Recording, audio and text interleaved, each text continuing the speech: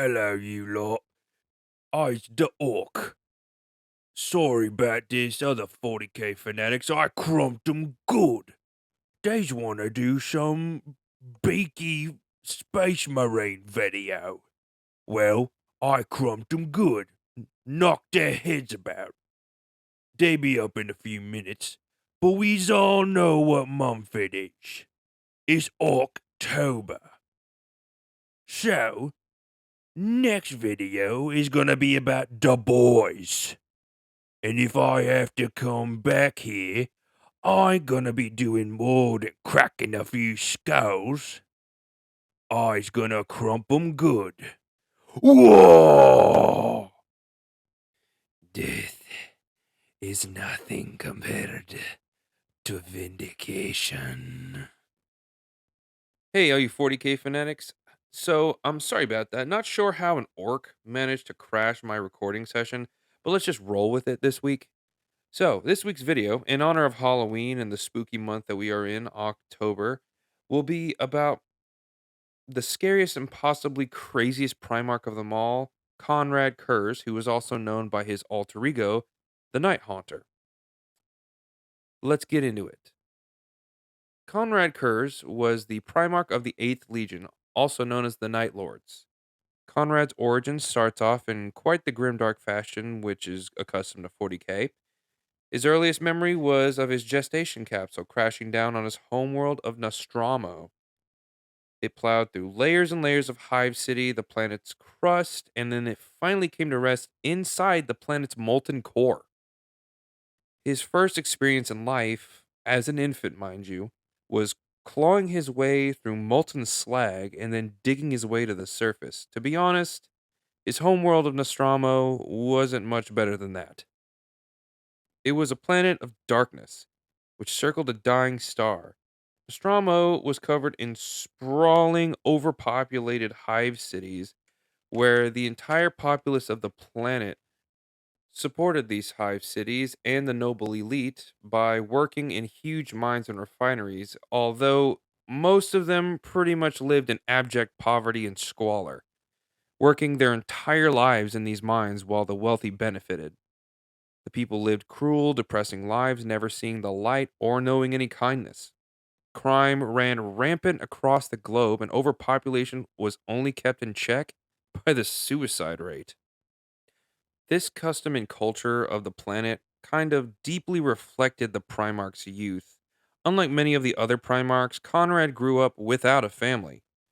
He survived by eating the vermin and the refuse that he managed to scavenge in the streets and the sewers. Throughout his life, he was plagued by walking dreams and visions of the darkest futures possible, so he thought he was going crazy on top of it.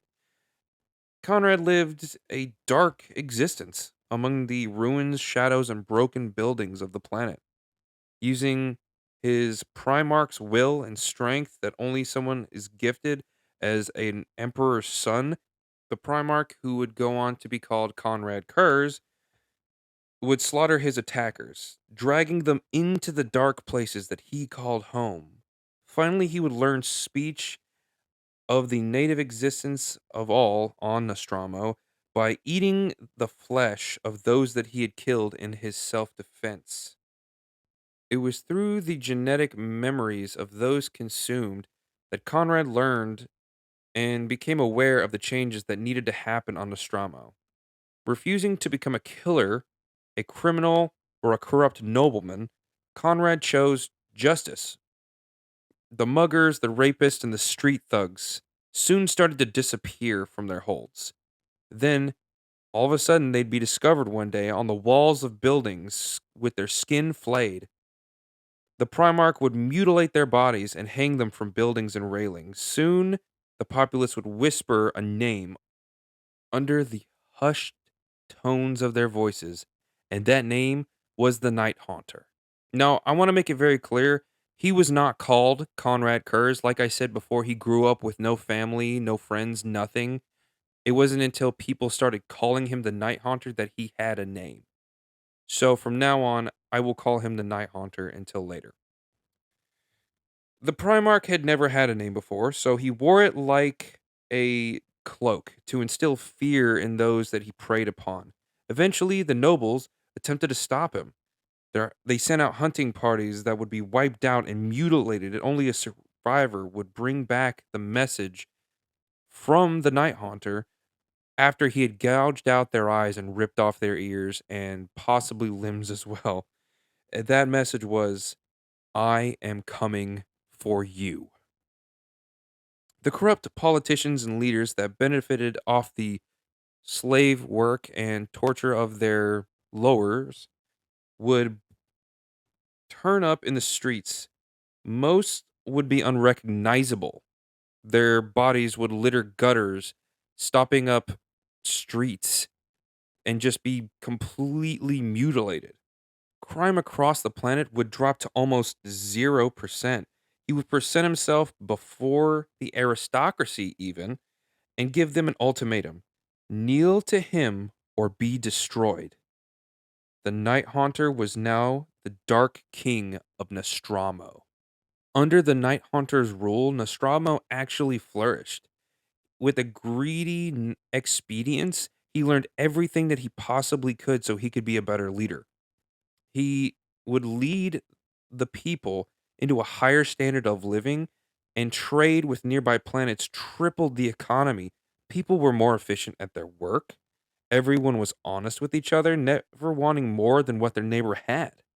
To keep the fear in his people alive, the Night Haunter would broadcast the execution and mutilations of criminals to their televisions and radios every single day. Nostromo would eventually become a beacon of commerce in its system, and over decades, crime eventually became extinct on the whole planet. Because if you messed up and broke a law, no matter where you would be, the Night Haunter would find you. And then the people would find you. Everyone lived in perpetual fear of their dark king. Eventually, his visions would predict the coming of the man that he would call father. The plagued visions that he'd had his all life told of an individual that would show up and arrive on Nostromo's dark streets. The Emperor would walk on Nostromo's dark streets and be proud to see a planet clean, efficient, and citizens working towards a common goal for the betterment of everybody. Upon meeting the Imperial delegation, the Night Haunter met four of his Primarch's brothers, and seeing the vision of each of their dark fates that would become of them in the Horus Heresy. Not fazed by their meeting at all, he finally beheld the Emperor, his father, in all his shining light, and immediately fell to his knees and started to scream as he was overcome with a horrifying vision that caused him merciless pain, and he tried to claw his own eyes out of his skull. All of a sudden, the pain subsided and he regained his sanity. He'd find the Emperor's hand on his head as he spoke. It was then the Emperor granted him his name and would tell him, "Be at peace, Konrad Curze. I have arrived, and I intend to take you home." He refused this name, for his people had already given him one that he would bear to his last and final day. In the Great Crusade, the Night Haunter would lead the 8th Legion across the stars.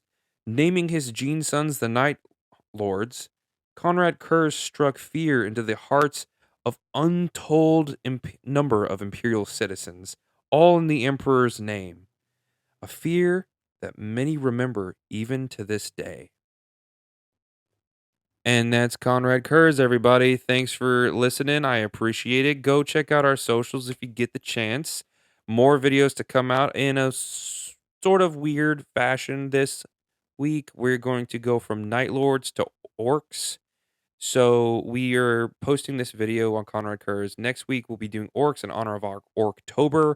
And then we will move on to Night Lords after that. So if you have any critiques, let us know in the comments section. We really love doing this content for you guys.